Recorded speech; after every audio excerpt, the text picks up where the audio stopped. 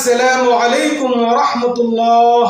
প্রিয় দ্বীনি ভাই ও বোনেরা, আজকের আলোচনায় আমি আপনাদেরকে এমন একটি দোয়া এবং আশ্চর্য ওজিফা, অলৌকিক একটি ওজিফার কথা বলবো, যার মাধ্যমে আপনার সন্তান হবে শ্রেষ্ঠ, মেধাবী এবং আপনার অনুগত। যা বলবেন সন্তান তাই শুনবে। সুবহানাল্লাহ। প্রিয় দ্বীনি ভাই বোনেরা, আমরা সকলেই চাই আমার সন্তান যেন শ্রেষ্ঠ হয়, মেধাবী হয়, আমার সন্তান যেন সৌভাগ্যশালীদের অন্তর্ভুক্ত হয়। এই জন্য আমরা সন্তানের জন্য সব সময় পেরেশান থাকি। আমাদের সব সময় সন্তানের জন্য টেনশন কাজ করে। সন্তান যদি মানুষ না হয়, আমাদের পেরেশানির কোনো শেষ নেই।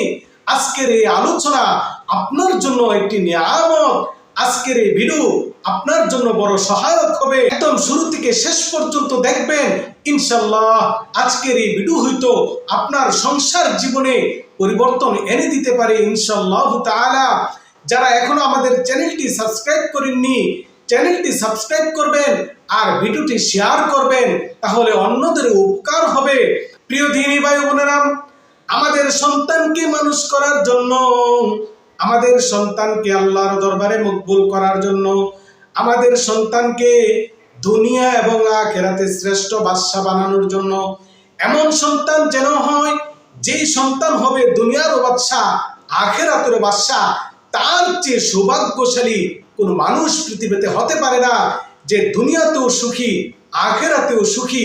আপনার সন্তানকে যদি আপনি এমন সন্তান বানাতে চান, যেই সন্তান হবে দুনিয়ারও বাদশা, আখিরাতেরও বাদশা, দুনিয়াতেও সৌভাগ্যশালী, আখিরাতেরও সৌভাগ্যশালী, ছোট্ট একটি ওজিফা মনে রাখুন।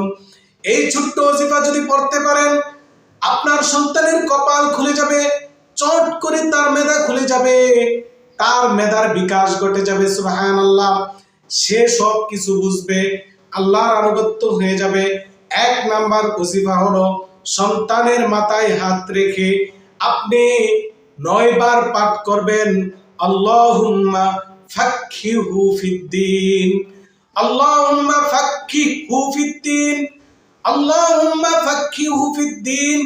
এই দোয়াটি 9 বার অথবা 11 বার পাঠ করবেন আপনার সন্তানের মাথায় হাত রেখে। আল্লাহ রাব্বুল আলামিন এই ছোট্ট একটি ওজিফার কারণে আপনার সন্তানকে দিনের জন্য কবুল করে নেবে। আপনার সন্তানের চট করে মেধা খুলে যাবে। আপনার সামনে আপনার সন্তান যখন নেক আমল করবে, আপনার দিল খুশিতে ভরে যাবে। সুবহানাল্লাহ। প্রিয় দ্বীনি ভাই বোনেরা, আপনি যখন এই দোয়াটি পাঠ করবেন, আপনার সন্তানের কিভাবে মেধা খুলবে বুঝে নেন। কারণ মহান রব্বুল আলামিন দুইজন ব্যক্তির দোয়া কখনো ফেরত দেয় না। সুবহানাল্লাহ। কমেন্টে আমিন লিখে আজকের এই দোয়াতে আপনিও শামিল থেকে যাবেন। মহান রব্বুল আলামিন কোন মাতা পিতা যদি তার সন্তানের জন্য দোয়া করে, সেই দোয়া মহান রব্বুল আলামিন কখনো ফেরত দেয় না। মাজলুম ব্যক্তি যদি দোয়া করে, সেই দোয়া আল্লাহ কোনোদিন ফেরত দেয় না। এবং সন্তান যদি তার মাতা পিতার জন্য দোয়া করে, সেই দোয়া আল্লাহ কোনোদিন ফেরত দেয় না। আল্লাহ আসমানের উপর উঠায় নেই, সেই দোয়া আল্লাহর সাথে সাথে কবুল করে নেয়। এই জন্য আপনার সন্তানের জন্য আপনার এই দুই ঠোঁট অনেক বেশি দামি।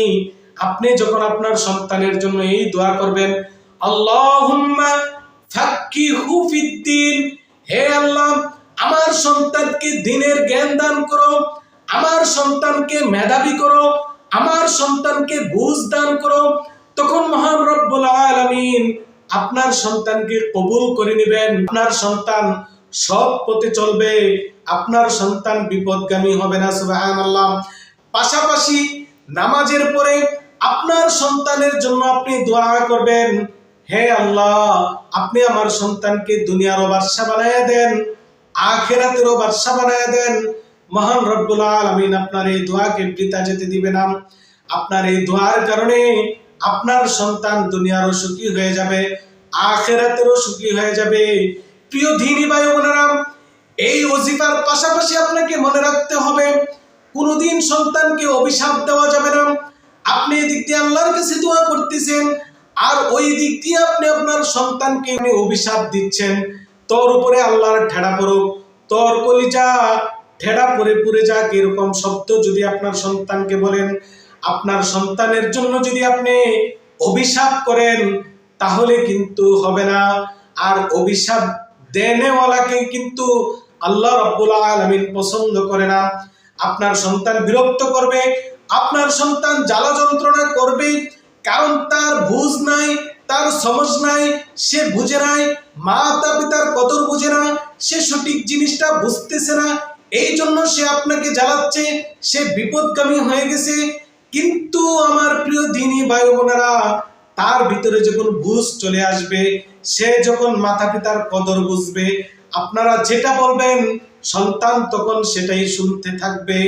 কিন্তু তাদের ভিতরে সমঝ বুঝ আসা পর্যন্ত আপনি কিন্তু কখনো, সমঝ আসার পরেও আপনি কিন্তু কখনো সন্তানকে অভিশাপ দিবেন না। আল্লাহর দোহাই লাগে, মাতা পিতারা আজকের এই ভিডিও থেকে একটা জিনিস শিখে নেন, আপনি কিন্তু কখনো আপনার সন্তানকে বদদুয়া দিবেন না। আল্লাহর হস্তে আপনি আপনার সন্তানের জন্য দোয়া করে যান, আল্লাহ রাব্বুল আলামিন আপনার এই দোয়ার বদলতে আপনার সন্তানকে শ্রেষ্ঠ সন্তানে রূপান্তরিত করে দিবে। সুবহানাল্লাহ।